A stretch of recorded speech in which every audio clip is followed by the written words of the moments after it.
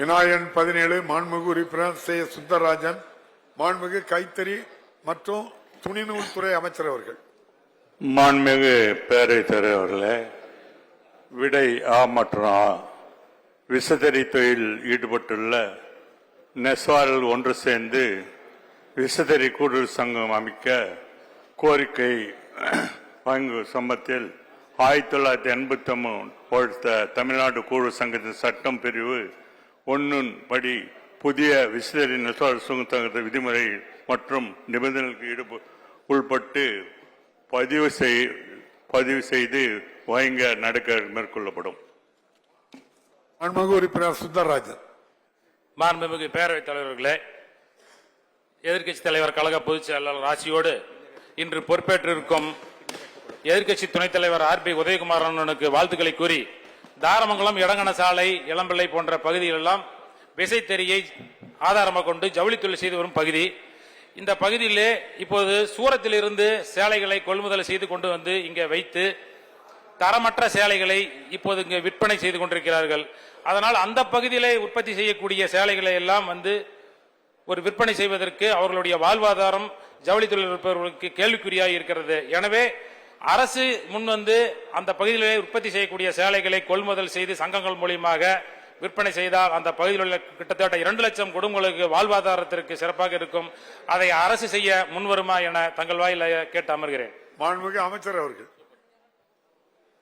மாண்புமிகு பேரவைத் தலைவர் அவர்களே, அவர கோரிக்கை ஒரு கூட்டுறவு சங்கம் அங்க நிறைவேற்றணும்னு கேட்கிறாரு. நீங்க அந்த கூட்டுறவு சங்கத்தை இங்க நிறைவேற்றினா ஆட்டோமேட்டிக்கா நீங்க நினைக்கிற மாதிரி தரமான பொருள் செய்யப்படும். அதுக்கு நிபந்தனைகளுக்கு இது ஒண்ணு நான் பேசிட்டுங்களா தேவை. அதுக்கு சங்கம் அமைக்க காணும் தகுதிகள் 1983 ஆண்டு தமிழ்நாடு கூட்டுறவு சங்கத்தின் சட்டம் 30 மற்றும் 1988 ஆண்டு தமிழ்நாடு சங்க விதிகள் நிர்ணயம் செய்யப்பட்டுள்ளது. உறுப்பினர்கள் தங்க சங்கம் துவைக்க உள்ள அவங்க அந்த எல்லைக்குள்ளே இருக்க வேண்டும். இவர்களுக்கு விசைத்தறி இழுக்க தெரிய வேண்டும். இவர்களுக்கு சொந்தமாக விசைத்தறிக்கு மினிமம் 5க்கு மிகளாமல் இருக்க வேண்டும். இவர்கள் 18 வயசுக்கு மேல இருக்க வேண்டும். புதிதாக விசைத்தறி நெசவாளர் கூடு சங்கத்தில் சேர்றவங்க வேற சங்கத்தில் மெம்பரா இருக்க கூடாது.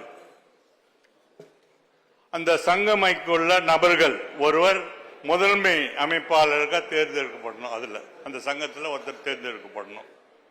அவர் அந்த உறுப்பினர் தேர்ந்தெடுக்கப்பட்ட பிறகு அவர் உறுப்பினர் அந்த சங்கத்தில் பணம் கட்டுவாங்க. அது அவர் பேர்ல பேங்க்ல அக்கௌண்ட் வைக்கணும். 1983 தமிழ்நாடு கூடு சங்கம் சட்டம் 30 பிரிவு 9 தெரிவித்துள்ள படிவம் நம்பர் 1 பூர்த்தி செய்யணும்.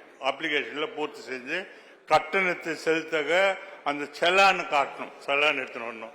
மேற்கொண்டு அனைத்து நிபுணர்களும் கோரிக்கை வரப்பெற்றால் கலாய்வு அப்புறம் கலாய்வு செய்வாங்க. அந்த ஏடிங்க கலாய்வு செய்த பிறகு அந்த சங்கத்தை நிறுத்தப்படும். மாண்புமிகு உறுப்பினர் சுந்தரராஜன். மாண்புமிகு பேரவைத் தலைவர் அவர்களே, மாண்புமிகு அமைச்சர் அவர்கள் கூறியது இந்த சங்கத்திலிருந்து இது விதிமுறைகளை அவர் கூறினார்கள். அந்த விதிமுறைகளுக்கு உட்பட்டுத்தான் சங்கத்தை அமைத்தால் எங்களுக்கு பண்ணித்தர வேண்டும் என்று கேட்கிறோம். அதே போல தற்பொழுது ஆட்டோ லூம்ஸ் அதிகமாகிக் கொண்டிருக்கிறது. இந்த ஆட்டோ லூம்ஸ் அதிகமாக காரணத்தினால் விசைத்தறிகள் பாதிக்கப்படுகிறது. முன்னாள் முதலமைச்சர் மாண்பு அம்மா ஆட்சி காலத்திலும் சரி, எங்கள் ஐயா எடப்பாடியார் ஆட்சி காலத்திலும் சரி, விசைத்தறி சங்கங்களுக்கு வருடம் முழுவதும் வேலை வாய்ப்பு வழங்கினார்கள். அப்பொழுது பார்த்தீர்கள் என்றால் 6 மாதத்திற்கு யூனிஃபார்முக்கும் 6 மாதத்திற்கு இலவச வேட்டி சேலையும் வழங்கி வந்த சூழ்நிலை தற்போது 3 மாதங்களுக்கு மட்டுமே அந்த உற்பத்தி குறியீடு கொடுக்கப்படுகிறது. அதனால் விசைத்தறி ரொம்ப நஞ்சு போய் கொண்டிருக்கிறது. இதனுடைய வாழ்வாதாரத்தை மேம்படுத்த, விசைத்தறிகளை காப்பாற்ற வருடம் முழுவதும் உற்பத்திக்கு வழிவகை செய்ய அரசு முன்வருமா என தங்கள் வாயிலாக அறிய விரும்புகிறேன். மாண்புமிகு அமைச்சர் அவர்கள்.